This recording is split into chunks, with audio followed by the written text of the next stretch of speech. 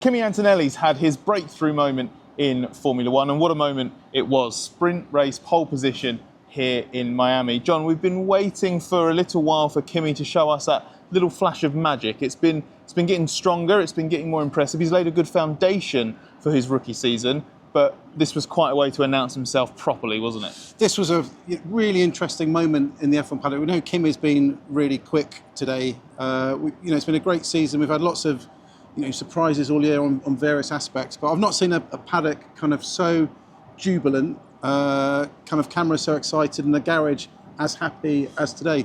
I went down to Mercedes garage after sprint qualifying today. Great scenes, cameras rushing around everywhere, Toto, huge smiles. But the best moment was when Kimi and his dad kind of embraced, had a big cuddle at the front of the garage. Kimi had just been speaking to Bono, his engineer, and kind of running through things.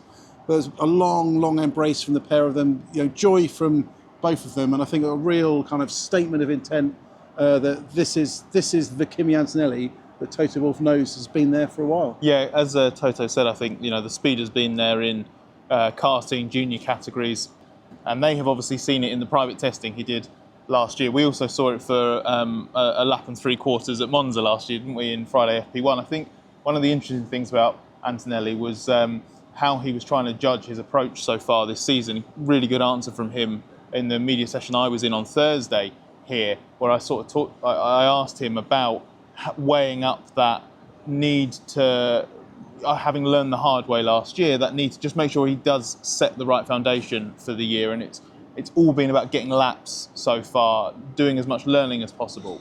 But at some point, you need to start showing the speed as well. And I said to him, it's not quite as simple as if you could go faster, you would have gone faster, right?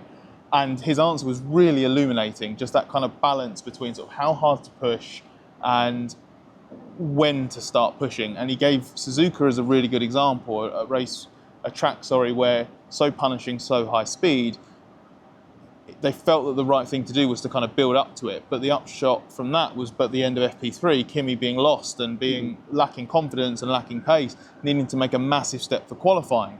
So what he said here was that judgment's really hard, because you don't want to take it so easy that you're kind of nowhere near where you need to be, and then need to make a massive jump. But he's been on it since basically lap one in practice here.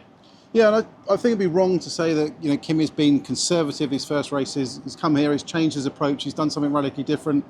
I spoke to Toto Wolff after the session. He's absolutely adamant that the Kimi Antonelli we see today is the same Kimi Antonelli we've had in these first 4 races. He's been super fast, but he's not been taking any risks. He understands that balance, and I think this is all a legacy of Monza last year, where he was super fast, but he was trying to do a Q3 lap in FP1, and it obviously went wrong. But Mercedes looked at the telemetry that day, they saw how quick he was in certain corners, they knew the potential was there. Kimi had his wake-up call with the crash. I think that has impacted the start of the season. But this was just about delivering the right thing on the right day. There were some certain factors that helped. Mercedes got fresh engines here, for example.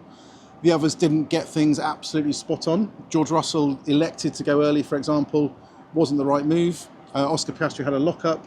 Lando Norris wasn't quite there. So these things are relative, and there's still tiny margins. But I think this proves that Kimi Antonelli is right there in the mix, and a real kind of encouraging thing for him in that belief and conviction from Toto Wolff that he was always right to put Kimi in the car this year. I think what this was the first sign of everything coming together to the point where the speed came out naturally. I agree with Toto to a point about he's the same person and driver that he's been all through the season, but there are small differences. He did not turn up and go out in FP1 in Melbourne as confident, as comfortable in the car, in himself, in all the processes as he was today. And it would do Kimi a disservice to suggest that, because that would indicate that he hasn't learned anything over the first few race weekends, and that's not what Mercedes thinks. They just put a big emphasis on him learning as much as possible in these first few weekends, and sometimes that involved taking it a little bit easier insofar as just making sure you get the laps in. I mentioned that earlier. They knew that sooner or later the speed would shine through, because everything starts to become a little bit more second nature. You go into autopilot on so many different things that you have that bandwidth available basically to just flow things together really nicely. The thing that's really impressive for me about this pole lap here in Miami is this wasn't the track where it was really meant to come together, because it's another new track to him. It's a sprint weekend, so the format's not on his side. But as I say, he was on it from Friday practice, and that's probably a testament to his own innate ability and also the preparation, because you've got a little bit of background, don't you, from Mercedes about sort of how much preparation Kimi's done for this event. It's not stunningly out of the ordinary, is it? It's not like he's been doing thousands and thousands of laps in preparation. No, I think some drivers, I was told Gabriele Bortoleto, for example, who is a rookie, he's not only done the regular in the simulator. I think Kimi Antonelli has done about 70 laps in total in the simulator. But drivers like Bortoleto are, on their sim at home, they're practicing stuff and do hundreds of laps. But Kimi has done his 70 laps, so he's got the preparation. But I think there are two aspects that stand out from Kimi doing this here. The first of all, it's a sprint weekend, so he's not had 3 sessions to bed himself in. He's not had an F3 session where he's practiced the quali runs on low fuel and soft tyres and knows what he's done. He's come in, he's not run the soft tyre until that pole lap, basically. So this isn't just a case of he nailed it, he got lucky.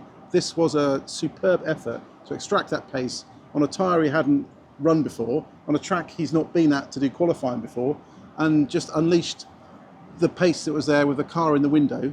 And I think this is all that Mercedes ever wanted. They knew he could deliver, but when the car's there, everything's in the right window. Kimi Antonelli can deliver. And he needed to get to that point in himself and in the car and in the team to be able to access that ability that we know is there, and the pace that we saw from him today. A good example will be to chart sort of roughly the progress over the course of the season. Different factors at play at different times, but he had the you can call it bad luck or slight misjudgment, but he's out in Q1 in Melbourne because he picks up that floor damage, so he's nowhere near Russell there. He was a big chunk off in sprint qualifying in China, another new circuit, another format that didn't go his way. It shows how differently it can go on a weekend like this, because he wasn't on sprint pole in China, and then I think 4 attempts off or so in China main qualifying.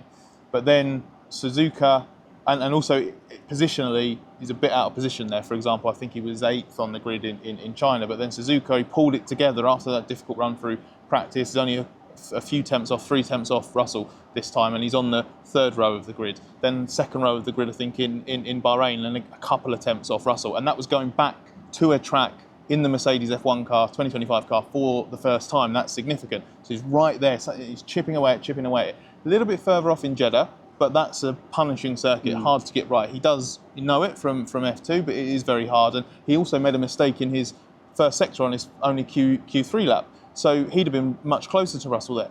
We have actually seen him getting closer and closer and closer to Russell. And what I was told is we'd also seen a little bit of frustration creeping in with Kimi, that he hadn't quite nailed it, that he was starting to miss that little bit of pace. So I think the big question really going into tomorrow is, can he now convert this into a sprint race win? Because I think he's already had I think this is a big moment for him, a big statement from him. But a sprint race win and then doing the job in main qualifying would be a very, very sweet Saturday, wouldn't it? Yeah, he's going to have to be aggressive. He's going to have to hold on. The long runs here, we don't particularly have a superb picture after the compressed session in the morning. But I think we can't underestimate how hungry Kimi is for results. And even though we've all been impressed with his performances so far this season, Japan was a great weekend, lost after practice, kind of nailed it in qualifying, quick in the race. I saw him at Nagoya Airport on the Monday after the race and said, congratulations, great result. And he said, no, podium. Until I get that podium, there's nothing to be happy about. So there is this desire. It's only a half job done. Toto Wolff said there's no point being super happy on a Friday night if it's misery tomorrow. So he needs to step up. And I think at some point also, and this is something that, Franz Tost, the old AlphaTauri team boss, used to say, is that drivers need to make mistakes and need to start having crashes and need to do stuff. So the question now is Kimi, is he this perfect driver and just nail all the time, or are we going to now hit the window where he's going to have to go over the limit maybe sometimes just to see where that limit is?